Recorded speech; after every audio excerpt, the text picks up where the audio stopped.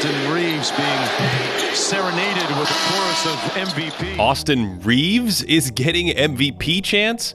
What in the Basel exposition is happening? Let me bring you up to speed. Reaves just became the 23rd bench player to ever score 35, grab 5 boards, and dish out 5 assists in a single game, and then he followed it up with 25 and 11 against the Suns, all while just taking 10 shots from the floor. Since acquiring D'Angelo Russell, Jared Vanderbilt, and Malik Beasley, LA is now 11-6, despite LeBron James missing all but 3 of those games. But Reaves has also been a big part of this change too, since his opportunities have gone way up with the departure of Russell Westbrook. Reaves' statistical profile is completely different without Westbrook out there, looking more like a 16 to 18 point per game, hyper-efficient scorer who can also run some offense, especially out of pick and roll. There are 3 huge elements to his game that I think will make him a value add in the cauldron of the playoffs. First, there's his ball handling. Here, he uses his body to cut off Drew Holiday, holds his dribble to force a switch onto Giannis, then stares down Antetokounmpo so he can cross him back to Greece and finish. There's a confidence to Austin's ball handling that opens doors for him. This little back and forth dribble walks his man right into a screen, then he throws it out in front of him for a euro and finishes through contact. Here's a series of behind-the-back dribbles to protect the ball, to set up a cross, and this time he slaloms back successfully for 2. Earlier this season, we discussed Shai Gilgeous-Alexander's technique of going between his legs, then exploding, and Reaves uses the same slow roll here before exploding in for free throws. He has a little herky-jerky stop-and-start game to go with this, and this fake spin-back cross that gets free throws is an old Chris Paul staple. And Reaves will use those little fake spin smitties to crack open windows, and that's a nice pocket pass. Some players can dribble well, but it prevents them from seeing the floor. Dennis Schroeder misses an obvious mismatch here, gnashing around the court. But Reaves keeps his head up on these moves. This is a filthy behind-the-back cross to shed Devin Booker. Then he freezes Chris Paul under the basket with his head and eyes by looking to the corner to make space for that dime. Austin's emerging at almost 25 years old, but I get the sense he's learned from watching LeBron James and other great guards. He hits the turbo button to dust Markelle Fultz and pops off a lob to a cutter, and these blended dribble passes are staples of elite point guards like Darius Garland. Reaves' subtle deliveries off the dribble impress me too. He's dancing in front of defenders, realizes Booker is shading over too much, so he no-looks one by his ear to a cutting D'Angelo Russell. Of course, a strong handle supports off-the-dribble shooting, and while he doesn't have the quickest release, he can walk into little shooting pockets and make these at moderate efficiency. And he can flat-out juke defenders with the ball in a string, going off the wrong leg for an and one, which brings us to the way he uses his body. Reaves measured at nearly 6'5" barefoot, so he's a big guard who will bang himself around to control defenders. He frequently angles opponents off or puts them in jail on his hip like this, earning more free throws here, and this pairs well with his ball handling because he can probe under control, shield a defender with his frame, while setting up a filthy Euro step.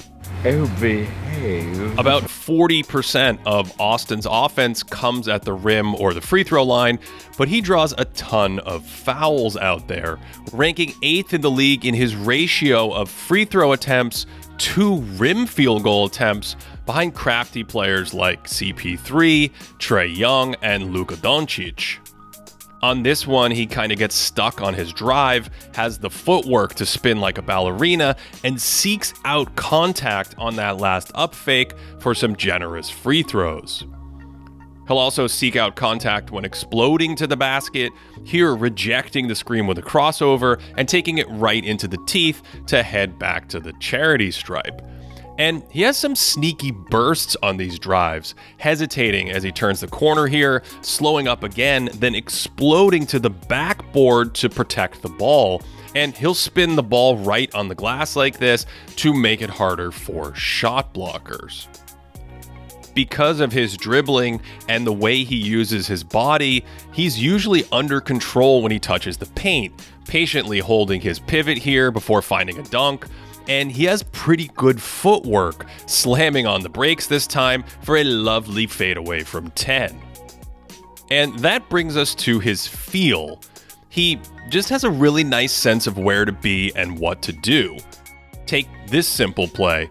Reaves is telling his screener to stay away because he spots a mismatch under the hoop and he wants a clear angle to throw the entry so he can drop it in perfectly.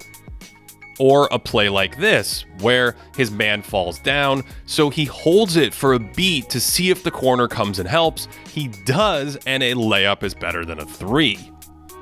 I love this one against Toronto, where he drives, hits the corner, then instead of floating to the other side of the court or even relocating to the near corner, he finds a pocket on the baseline, is again patient with it, and then fakes Pascal Siakam right into a 3-point play. Yeah. But then against the Magic, he's in a late clock situation and immediately relocates to the corner for a 3, and that induces a sloppy challenge from a rookie, creating 3 free throws out of thin air.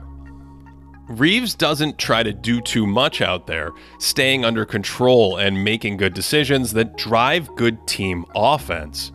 The trade-off here, of course, is that he can't be a high-volume scoring weapon while serving as connective tissue. He doesn't put a ton of pressure on defenses with his scoring, so he's looking for cracks to attack or move it along to something better.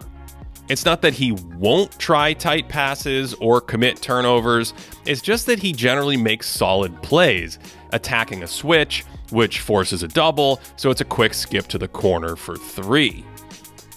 Reaves has a great knack for loose balls, scooping this up and going behind the back here instead of looking to score because he was anticipating the shot blocker selling out to him exactly like Joel Embiid did here. Yeah, baby! Yeah. Reaves is on the wing in transition here and has the presence of mind to pick up the ball and attack in one motion, finishing on the other side. Feel is also about timing and delivery, crossing over, slowing down, then timing a pass just as he bursts downhill because that move draws the defender and creates space for Anthony Davis. Feel also shows up away from the ball, whether it's sensing an overplay and backdooring for another reverse, or catching it in transition, hesitating for a pull-up to buckle a defender and then take it home. And this off-ball game is the area right now that fits with someone like LeBron James. Austin shoots 37% on his open threes. He has a nice sense of when to cut, although that's a rare misfire by LeBron. And he can attack a closeout, stampeding into a cross and a spin and a little mid-range magic. Now, Reaves doesn't have much of a wingspan, and he has very small hands, so it might be hard for him to ever level up as an offensive force without a big jump in his pull-up three-point shooting. Even that doesn't have the fastest release right now, but he's already playing pretty well in multiple phases of the game, doing a ton of little things and using his awareness and agility to hold up pretty well on defense. I wouldn't call him a good defender right now, but he's also not a problem out there, which is key for the Lakers, who are driven by their high-end defense since turning over their roster at the trade deadline. Reaves certainly does enough to hold his own as, at times, their smallest player on the floor, fighting through screens and, perhaps most importantly, understanding scheme. Booker was a priority in the Phoenix game, and Jared Vanderbilt loses him here, so Reaves immediately jumps out to cut him off without fouling, and it's a miss. I, for one, am fascinated to to see what the Lakers look like if and when LeBron can return. But I also think Reaves has become one of their best supporting players, and his success could correlate with how this Lakers season ends.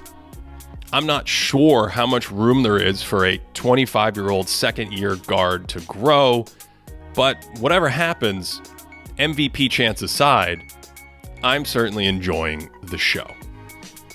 If you want more content, check out our extra channel, More Thinking Basketball. You can find our full podcast episodes up there. It's a great way to comment and interact with our shows. And we also have extra videos and shorts that don't make this main channel.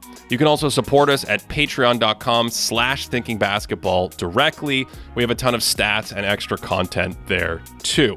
Let me know what you think of Reaves and the Lakers and the MVP chance down below. And as always, wherever you're watching from, I hope you're having a great day.